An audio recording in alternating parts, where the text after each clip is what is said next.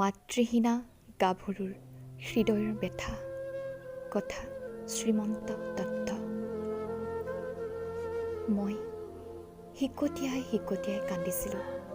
তুমি স্কুলৰ সন্মুখৰ শিলিখাজোপাৰ তলত ৰৈ পাঠশালাৰ খিৰিকীৰ ফাকেৰে মোলৈকে চাই আছিলা। মাত্ৰ 3 ঘণ্টা বিচ্ছেদৰ ক্ষণ। মোৰ যে তাকো সহ্য নহৈছিল মা। থুতৰিত ধৰি তুমি মোৰ চুলি আঁচুৰি দিছিলা, কপালত কাজলেৰে ফুট আঁকি দিছিলা। মই যে তোমাক কত কি সুধি আমনি কৰা নাছিলোঁ। এদিন সুধিছিলোঁ মই কেনেকৈ উপজিছিলোঁ। তুমি খঙেৰে কৈছিলা, এইজনী কিনো সুধি থাকোঁ, এদিন তোকো বিয়া দি দিম, নিজেই বুজিবি। মই তোমাক সাবটি ধৰিছিলোঁ, মই যে কেতিয়াও বিয়া নহওঁ মা। আৰু ঠিক তেনেদৰেই এদিন আকৌ তোমাক সাবটি ধৰিছিলোঁ, যেতিয়া চোতালৰ আগৰ তুলসীৰ তলত তুমি নিথৰ হৈ পৰি আছিলা। তোমাক এৰি নতুন ঘৰখনলৈ যোৱাৰ আগতেই তুমি আঁতৰি গলা মা। গাভৰু হোৱাৰ দিনটোত মই কিবা এক অনামী সুখ আৰু আকাংক্ষাত দুৱাৰ চুকত সোমাই কান্দিছিলোঁ, আৰু তুমিও উচুপি কান্দিছিলা। ওচৰৰ খুৰী বৰমাহঁতে হাঁহিত ঘৰৰ টিনপাত উৰাও যেন কৰিছিল, তুমি কিন্তু হাঁহিব পৰা নাছিলা। দুফালে দুটি খুটি পুতি বিচনা চাদৰ এখনেৰে পুৰুষৰ চকু পৰিব বুলি মোক আঁৰ কৰি দিছিলা। কিন্তু বিদায়ৰ পৰত এবাৰো নাভাবিলা মা, পুৰুষৰ চকুবোৰ কিমান লোলুপ। মাক নোহোৱা ছোৱালীবোৰ যে বৰ নিৰাপত্তাহীনতাত ভোগেও। তুমি যোৱাৰ পাছত সকলো শূন্য হৈ গ'ল।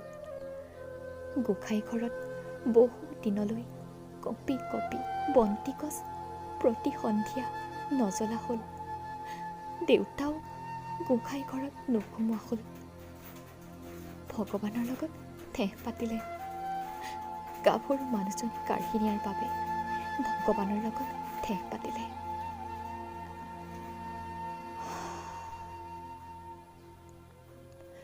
লাহে লাহে চুবুৰীৰ মানুহবোৰৰ ওঁঠবোৰ বাংময় হ'ল।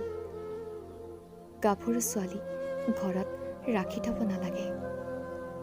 এদিন মোমাইদেৱে অচিনাকি ল'ৰা এজন লৈ ঘৰ ওলালেহি। ভিতৰলৈ আহি মোক কৈ গ'ল, তোক চাবলৈ দৰা আহিছে। বুকুৰ ভিতৰখনত ধান বনাদি বান্ধিলে। জাপৰ পৰা তোমাৰ কাপোৰ এসাঁজকে উলিয়াই ল'লোঁ।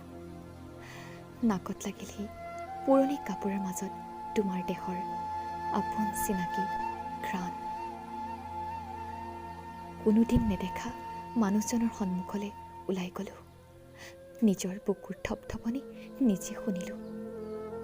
দেউতাৰ কথাতেই সন্মতি দি কোনো কাহানি লগ নোপোৱা মানুহটোৰ লগত এদিন বিয়াত বহিলোঁ মা। কাউৰী পুৱাতে শাহুৱাই টোকালত দুচুমা দিওঁতে চিৰিংকৈ তোমালৈ মনত পৰি বুকুখন বিষাই গৈছিলোঁ। কইনা কোলা লওঁতে তুমি মোক তেনেদৰে চুমা খাইছিলা। বিয়াৰ 8 মাহ পাৰ হৈ গ'ল।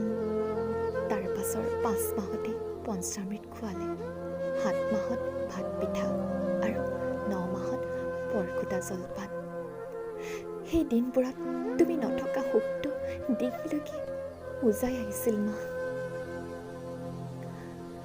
প্ৰসৱ যন্ত্ৰণাত চটফটাই থাকোঁতে তোমাৰ বয়সৰ নাৰ্ছগৰাকীক মই কৈছিলোঁ, মালৈ বৰকৈ মনত পৰিছে, কপালত অকণমান হাত বোলাই দিয়কচোন।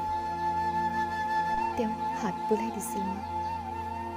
কিছু সময়ৰ পাছত পোনাকণ কোলালৈ আহিল। তাৰ এতিয়া মাত ফুটিছে। সি মোক মা বুলি মাতিলেই যে বৰকৈ মনত পৰিল। এদিন চাগৈ থুনুক থানাকৈ ময়ো তেনেদৰে মাতিছিলোঁ তোমাক। আকৌ এবাৰ তোমাৰ বুকুত সোমাই অভিমান কৰি ক'বলৈ মন যায় অ', তুমি মোতকৈ দাদাকে বেছি ভাল পোৱা। কিন্তু এতিয়াহে বুজিছোঁ তুমি না দাদা না মোক কাকো ভাল নাপালা ন। নহ'লেনো এৰি থৈ যোৱা নে এনেদৰে অকলশৰে। মাও অহা জনমতো তোমাৰে গৰ্ভত তিতাবি ল'ম।